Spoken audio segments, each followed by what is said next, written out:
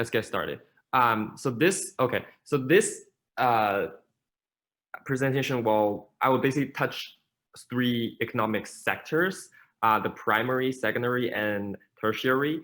And each of this sector refers to a certain part of the economy within the nation or globally. So first one, the primary sectors refers to all the activity industries that the end purpose of which consists in exploiting natural resources. So I just want to get a quick start of because I'm referring to this certain activity or industry lays in the primary sector. So can anyone guess which of the primary sector industry is impacted by COVID-19 most significantly, or you think that just on top of your head that it must have deteriorated a lot? For example, just a quick example, though it's not it doesn't belong to the primary sector. Tourism, the tourism industry in Brazil has been suffered from COVID-19 and had a major negative impact on the national economy because, as we all know, Brazil rely heavily on tourism. So just any thoughts, any quick guess on what industry belongs to the primary sector that has been impacted? Transportation, airlines, even taxi. Yeah, that is definitely being impacted. But if you look at my first point, primary sector includes all the activities and industry that is exploiting natural resources. So think of something that is more primitive, that just directly adds on natural resources. Lumber. The lumber. Yeah, lumber and agriculture and all these things belongs to the primary sector of the economy. So, in fact, 2 of the most deteriorating primary sectors are the agriculture and petroleum and oil sectors. So a global crash in the demand from hotels and restaurants, as we all know, has caused the agriculture commodity price drop by 20% globally. And also there is locally there's this panic buying. At the beginning of the lockdown, all the wagons was vacant. You can only get 1 person, 1 box of pasta, that kind of stuff. And also the oil price globally has dropped. It's actually crashing. And there's also trade retaliations, which is this competition between Russia and Saudi Arabia because the Russia refused to cut the oil price, so that Saudi Arabia simply retaliated with a super low price that just want to occupy much more market share. That's it. And then we have the secondary sector, which basically just refers to the manufacturing industry. There are declines across almost all the manufacturing industry. The major reason is that the disruptions in the supply chains and the self-isolation policies for workers, because all these manufacturing industry, the workers, it's basically impossible to work from home, right? They have to be physically presented and do some manual work. Some example includes 80% of the staff from the British Plastics Federation anticipated there's a decline over the next 2 quarters. And the chemical industry is predicted to reduce its global production by 1.2%, worse since the 2008 financial crisis. Okay, and then we have the most interesting one, the tertiary sector. The tertiary sector includes those services that business, leisure, financial institution, hotels, and schools, and also includes transportation, of course. Let's look at education first, because we have talked about education before. This visualization, just ignore this visualization because this link is no longer working, I believe. It's kind of stuck, the website. So there are various policies as we are aware of, ranging from complete closure, such as in Germany, Italy, and China. And there's some partial and targeted closure in the UK, only for the children of workers in key industries. Okay, but that's not the point of social and economic factors. However, like we need to look at how these kind of like education disruption and school closure has done to the economy. Some short-term impacts on the society includes like schools are no longer able to provide free school meals. So, you know, some students relying on free school meals will have a hard time. And, you know, the funding for schools has also been a trouble. And also there's significant impact on childcare costs for family with young children.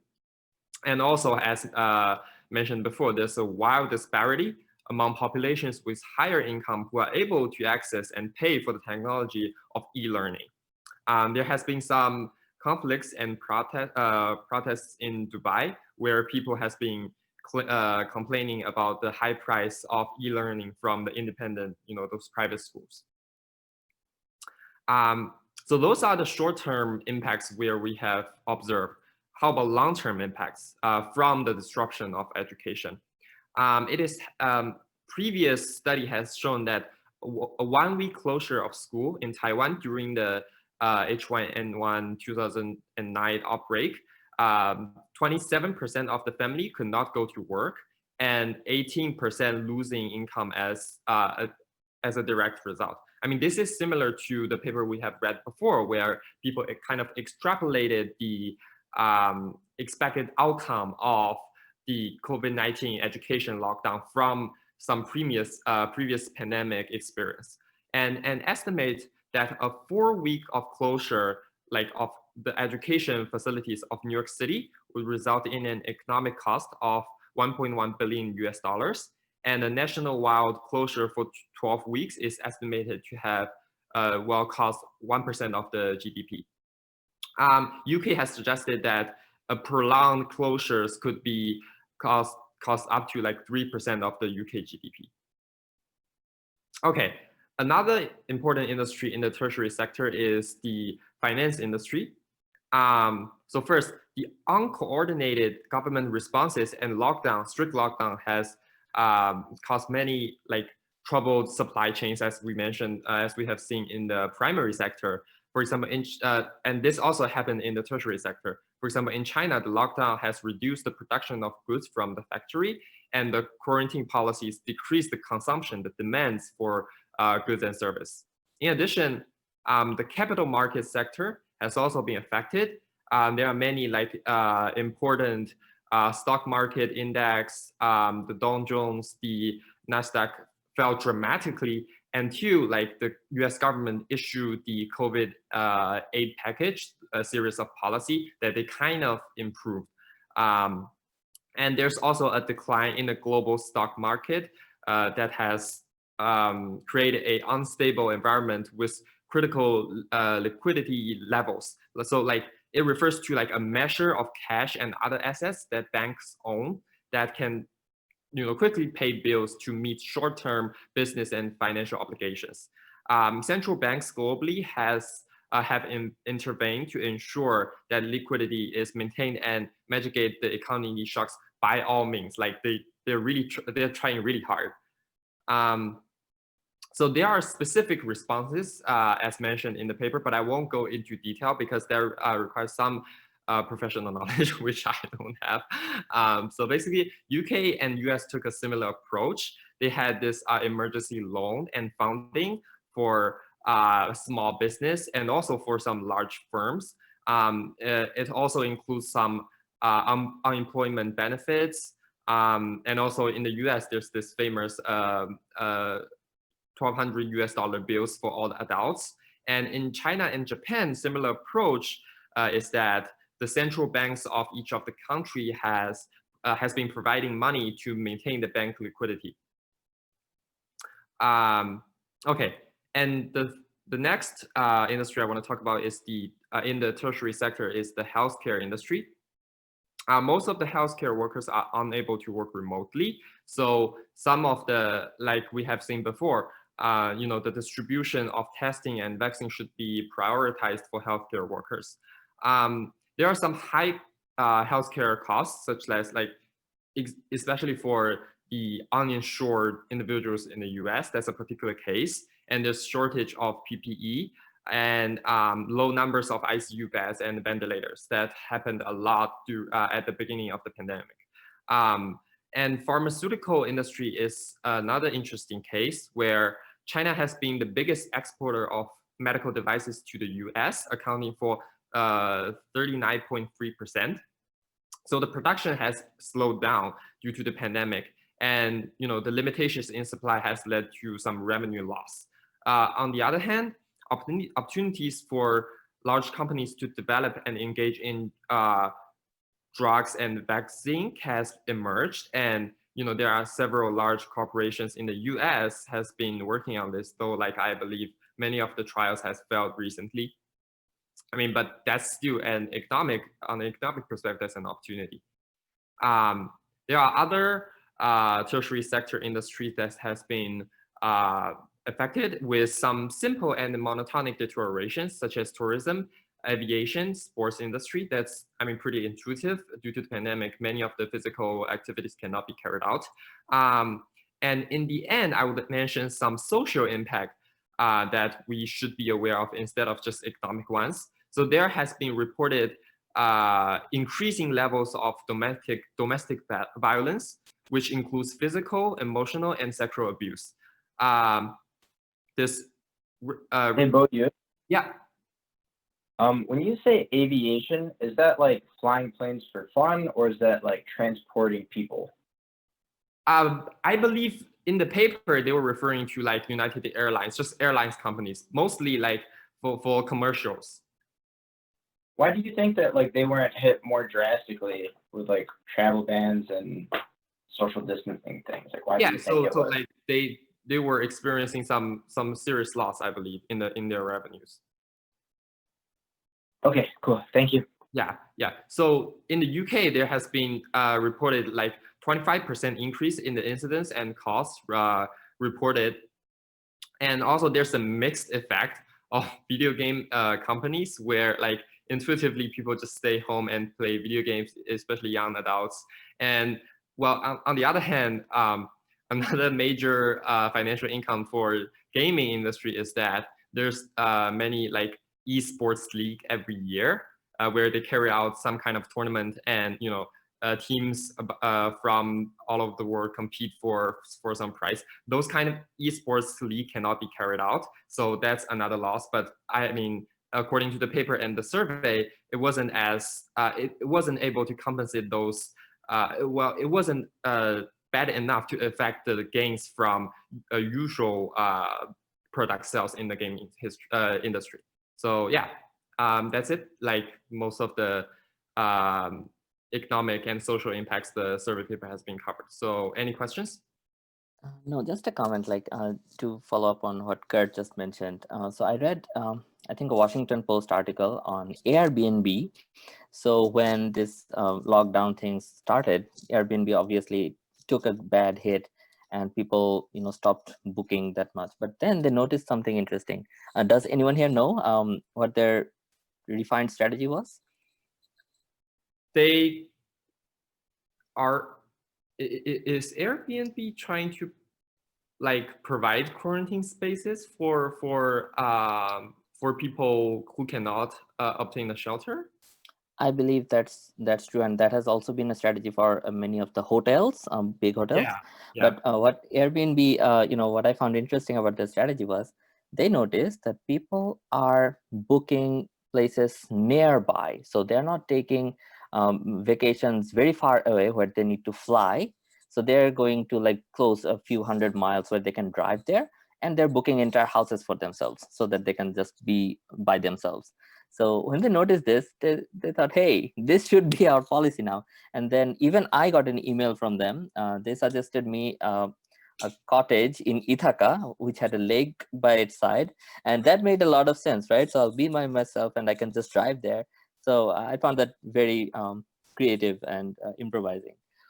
I think speaking of driving, the car dealerships business has also improved a lot. So they were able to make a lot of money out of this pandemic, because a lot of people living in the big cities such as New York City, people are moving out, and as they move to those suburbs, they require new transportation. So that's why car dealerships are having good business.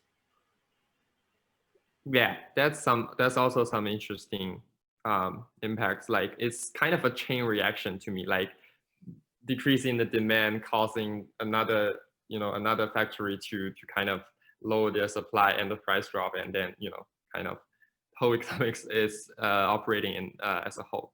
So yeah. Any other question? So I noticed how you broke down things in terms of primary, secondary, and tertiary sectors and industries, but and how those failed individually. But do you think there's some relation between tertiary relying on a primary company? If the primary company falls apart, then the tertiary company can't do as well. Do you think there's a relation, not just individually in terms of grouping, but also overlap between the groups? Yeah, definitely. Well, I haven't thought about that, though. Like, I mean, we can definitely came up with something. For example, like a certain drop in the production of the crops because of the laborers. The infection rate is so high. Then some food processing companies could be having a trouble. Due to the low, like they cannot meet the demands. But I mean, on the other hand, the demand on the market will also be low. So yeah, it's really like not just a single chain, but it's pretty complicated. Like in Bangladesh, the majority of the the country's foreign money comes from the garment sector, and there's this zone just beside the capital city called Narayanganj. So most of the garments factories are very densely located there, with thousands of workers in every factory. So you can imagine the dilemma even the government policymakers had whether to shut these down, because a huge part of the country's income depends on these factories. And now there are hundreds of people working in each floor, so there's obvious public health issues there. And this sparked a huge debate, like, so should we value the workers' lives any less, right? So what should be the strategy for them? And for once I really felt bad for the politicians, right? They could not say no to either side, and it was a very bad situation. And also these garments factories were getting orders for mask, PPE, those kind of things. So you cannot really shut down those production. Yeah. Okay. Yeah, I believe we had a pretty tight plan. So let's carry on to the next section. I'll stop sharing. Okay. So this was a relatively short paper. So I am going to focus more on discussion than presenting the paper. But basically, the paper was essentially about some adaptations that Israeli Jews made to kind of continue to worship and honor their faith despite all of the restrictions that there were imposed on them in Israel.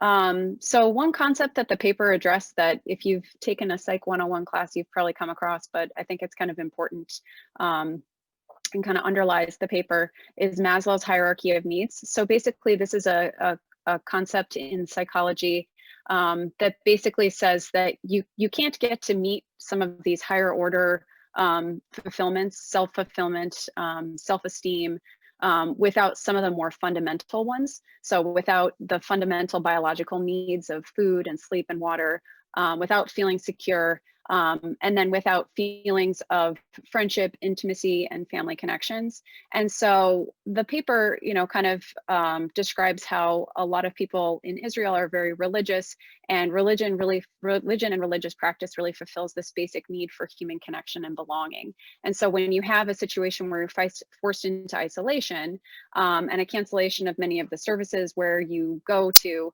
feel this connection, you have a lot of your population feeling disconnected.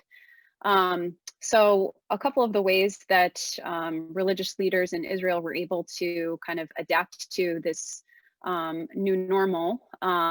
So I'm not sure how many of you are familiar with the Jewish religion or some of the restrictions placed on Orthodox Jews, but basically during, I think it's from sundown on Friday until sundown on Saturday, they're not allowed to use any electronics or touch any form of technology. And so that kind of so that, sort of, when you're thinking about other faiths that were able to just kind of move services online, they had a couple of more restrictions and hurdles that they had to deal with than some other religions when trying to adapt religion in their culture to the restrictions. So there were three main things that they allowed as religious leaders to take place. The first was conducting prayer on their balconies. The second was using online video conferencing. So they did sort of make some exceptions to the technology restrictions and allowed online video conferencing of services, and then allowed electronic broadcasting of some of the ceremonies to people that, especially grandparents who weren't able to get out due to, some of the vulnerabilities of the older population. And so I wanted to kind of contrast this with what's going on in Brooklyn right now. So earlier this month, the governor implemented some new restrictions. There had been some outbreaks in Brooklyn, some COVID hotspots in Brooklyn. And so Governor Cuomo introduced a number of new restrictions on worships and gatherings in parts of Brooklyn that are predominantly Orthodox, Jews. And so this prompted a lot of lawsuits and protests. You can see a scene here from Brooklyn. This has been kind of going on throughout the month. And basically a federal judge ruled that Governor Cuomo's mandate was lawful. So for those of you who are not familiar with some of the American laws, we have kind of this concept of separation of church and state.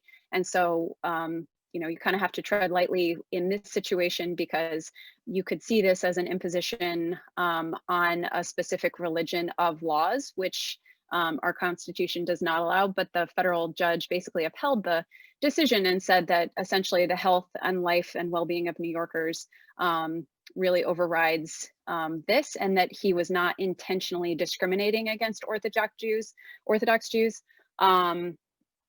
But at the same time, again, due to some of the restrictions of their religion, they kind of felt like they were being singled out, and that the restrictions were kind of more imposing to their religions than to other religions.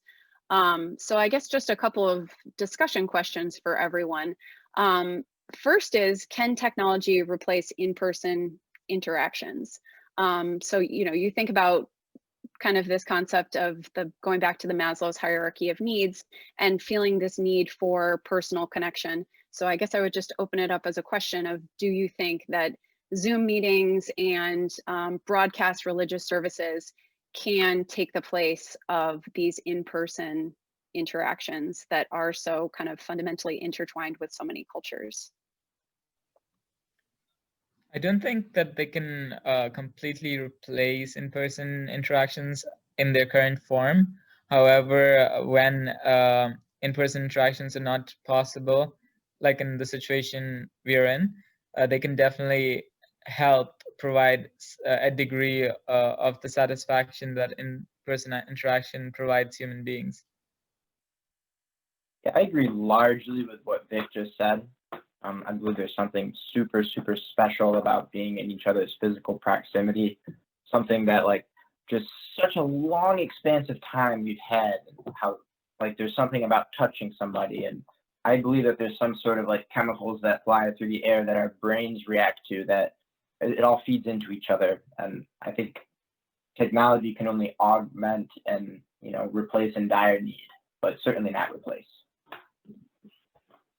I think it might, technology might do a better job maybe in more professional settings where it's more focused on maybe getting a certain task done, where technology can kind of get the job done there, whereas maybe in more intimate settings with friends or family celebrations, holidays, it might be more limited there.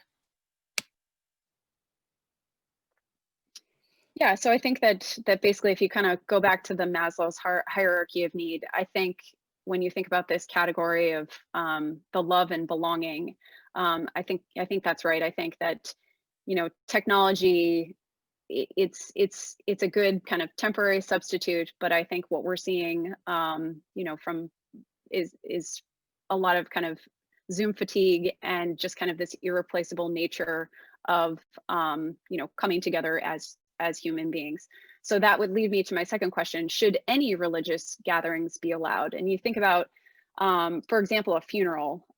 This is obviously a once in a lifetime event. If a loved one passes away, should gatherings to celebrate the life of that individual be allowed? Or major holidays, if you think about, you know, I just think about my parents, and I'm not going to be seeing them, you know, over the holidays, and they have a finite number of holidays that are left to, you know, be together with their family and their grandkids. Should gatherings be allowed? Are there exceptions that kind of outweigh the risks of the pandemic?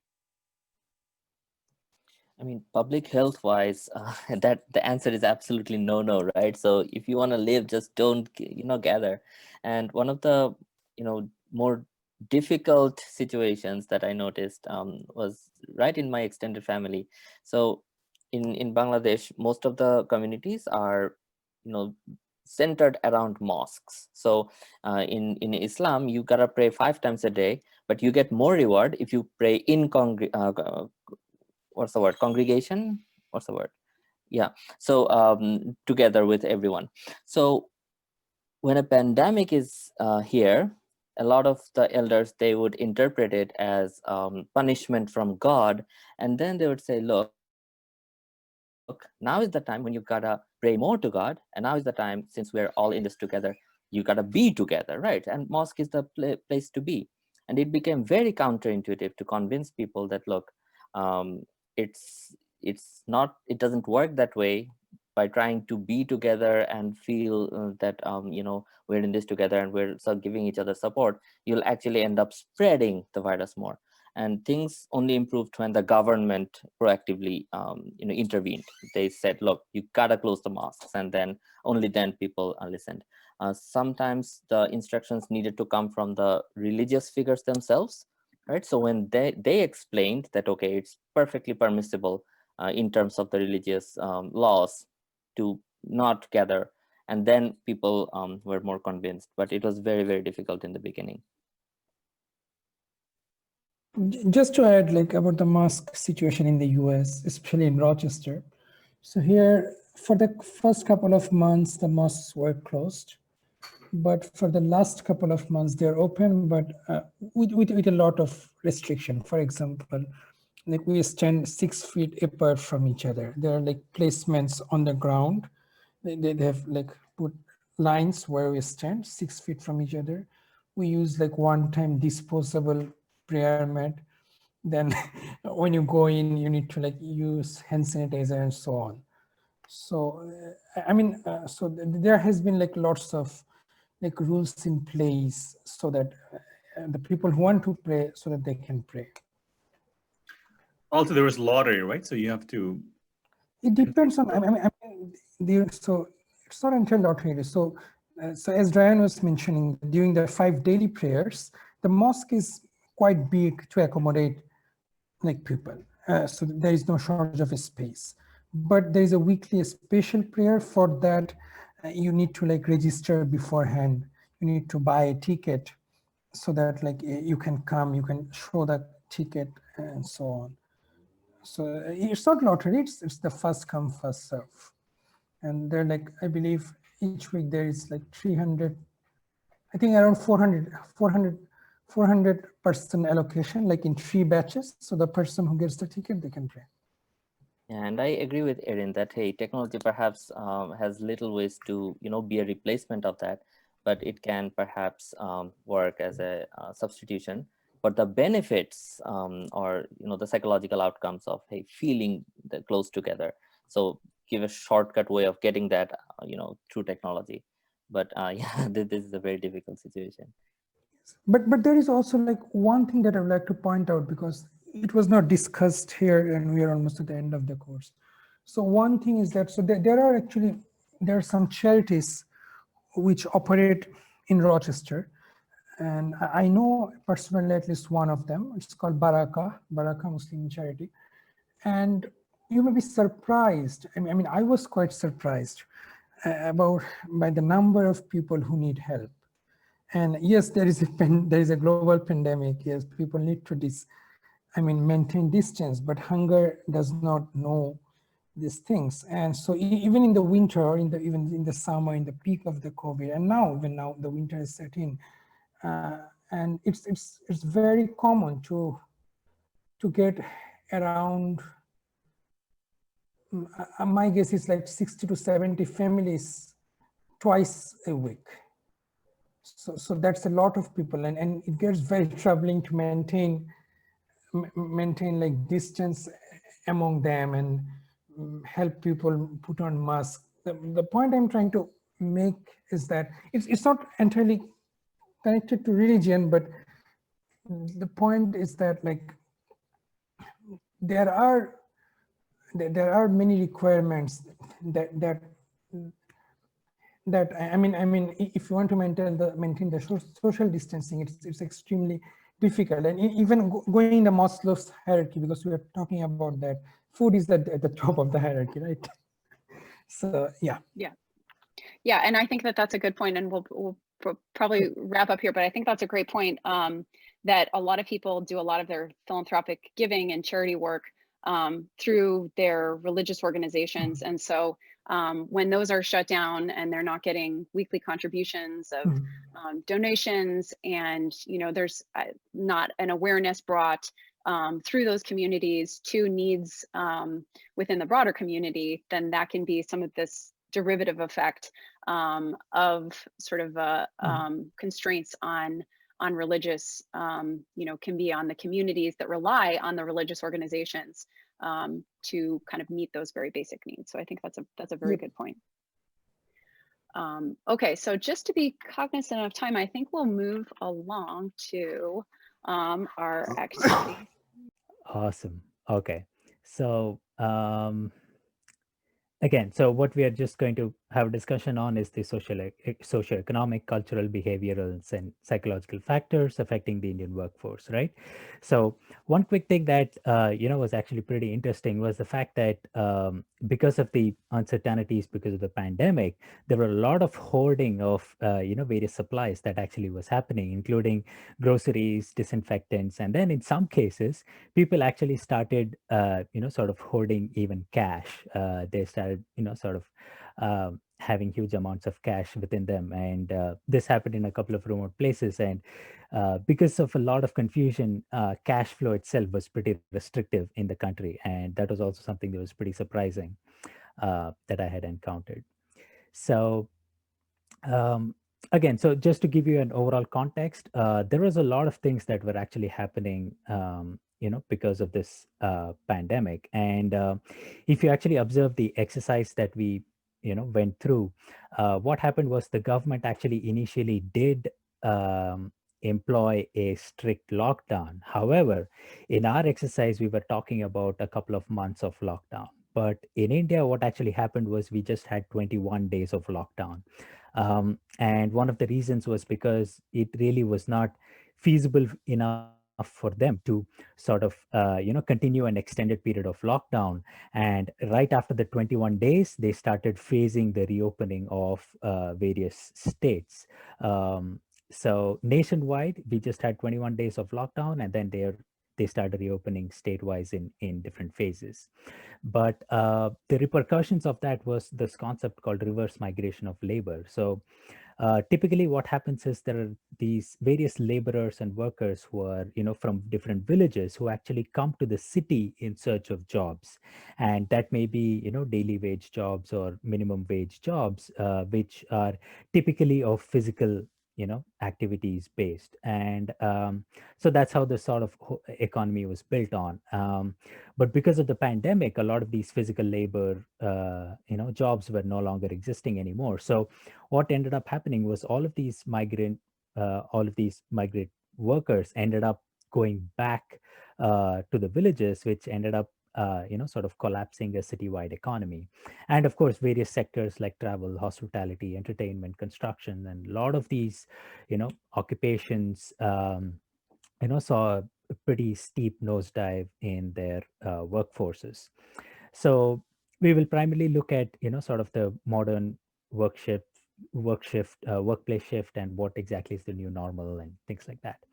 So looking at the psychological reactions, a study by Deloitte actually found that India was ranked at the top for COVID-related anxiety, which basically means that there was so much of unrest and unsettlement because of the pandemic that people really did not know whether their jobs were secure. People really did not know if they had enough of food. They really did not know what was happening or what was to happen. So the anxiety in general across citizens was pretty high.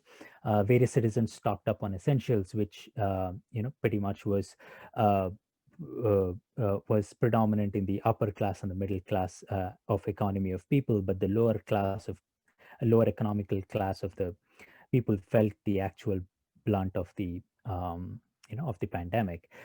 Tech nationalism also saw a rise, and there was a general unrest in the country. So this is, of course, sort of a common theme, across the world itself, because of course there were different behaviors that actually triggered it, but there was a lot of unrest that happened because of different events that took place in different countries, and particularly in India. I'm not sure how many of you might know, but there was there were a couple of issues in the border of between India and China, and because of that there were a lot of repercussion in terms of technology, like banning a couple of apps like TikTok and WeChat and a couple of things like that. And the concept of extra precautious behavior was also, like I mentioned before, seen in the upper class and middle classes of the society. So but the economically poor class were really not able to they felt the blunt of the whole pandemic. Financial impact, of course, the GDP and economic growth was kind of sluggish. It really wasn't, looking very high to begin with, but the pandemic really hit hard. And if you look at the unemployment rates, from 7% unemployment before the pandemic, the unemployment rate spiked to close to 27% at a particular point. Now I think it's, slightly reduced back to the 20s, to the lower 20s, but at a particular point, it was 27%, which basically means that 1 in every 4 Indian was actually out of a job, which was really huge. And so the interesting thing, of course, is that it was more it was more impactful in the urban areas, where it hit close to 30%, than in the rural areas, where it was much lesser. And looking at the economical impact, also jobs across various categories were hit. And not only were small scale jobs hit, but large companies also started announcing massive layoffs. So they, sectors like the aviation sector, retail sector, hospitality sector, saw that there was quite a lot of, massive layoffs. A lot of large companies in these sectors introduced massive layoffs. So one of the things that we had talked about was, should the country Meliora invest in infrastructural spending, or should they give a relief package? And I think most of you said they wanted to. I think all of you pretty much said that it's a better choice to, relief and infrastructural package. But so I think what the Prime Minister did was actually announce a 260 billion relief package. And I think until this point, no other emerging economy has ever pumped out so much of money for a relief package. However, it really did not manage to get back the same levels of economic activities, and things are really not, and the impact is still being felt, and things are not back to normal as one might have expected with that big of a relief package. Again, in terms of educational aspirations, like I said, close to 300 million young learners in India are impacted due to the pandemic. And only a handful of private colleges and private schools could manage to migrate to a virtual learning environment. But, a majority of the schools and colleges really just ended up closing, and they've been closed for several weeks and then in turn several months, and there is not a clear sight of when they will reopen. So things are still a bit hazy. There have been different statewide implementations and also county-wide implementations on whether schools can reopen or not based on the number of cases in various counties and districts and states. But nationwide, there is really no, action on that particularly. But one advantage, of course, is that mobile learning has actually gained a lot of traction, and mobile phone access is predominantly available to several Indian households, who are particularly living in urban areas. So there is a possibility of sort of having various mobile-based applications, which might potentially allow various students to actually have access to education. And of course, the digitization drive was huge just because there was no other option. The internet usage rose by 13%, and residential areas had more, internet usage. But because of that, there were, because of this huge spike, the quality reduced, and of course, internet connectivity is not available in every Indian household, so that still continues to be a challenge. And providing universal internet access was not something that the Indian government had sort of taken into priority.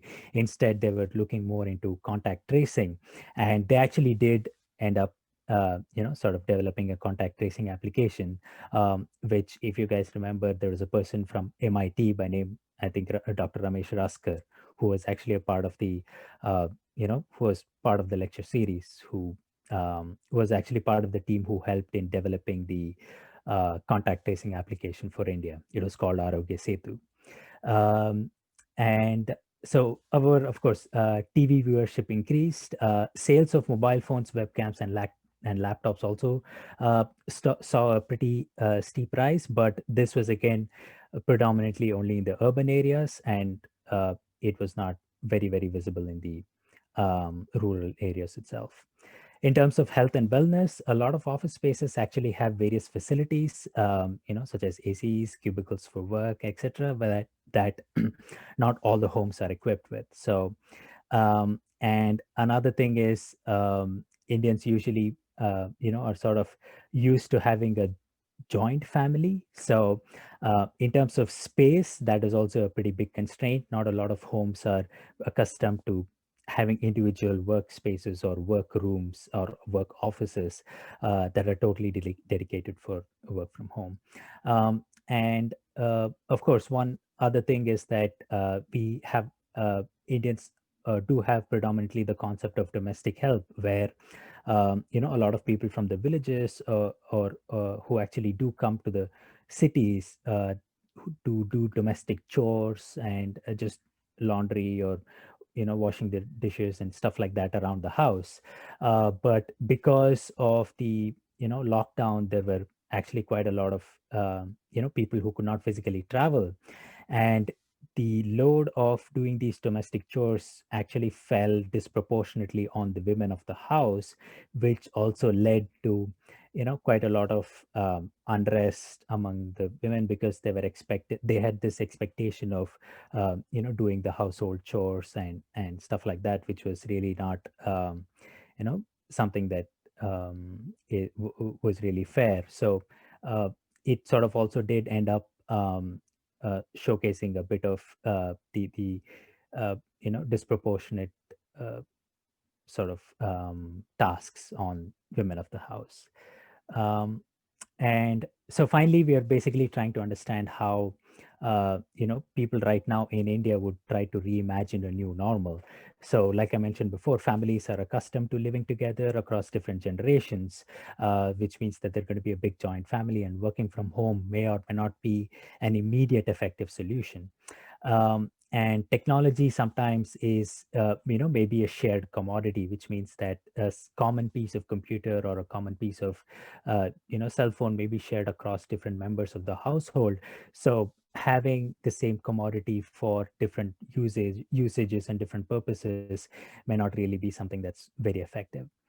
So in conclusion, there was, of course, a lot of effort that was made in order to sort of keep this pandemic at check. However, there were a lot of factors like we just experienced that sort of drove different decision-making processes. And particularly in an emerging economy like India, economy was the one that actually drove the reopening of the country. And however, because of the pandemic, the impact was felt majorly by the lower economic classes of people, and recovery was going to take a long time. And technology definitely has helped in transition of the workforce, but it requires deeper penetration in the country because not many of them have access to technology and the internet.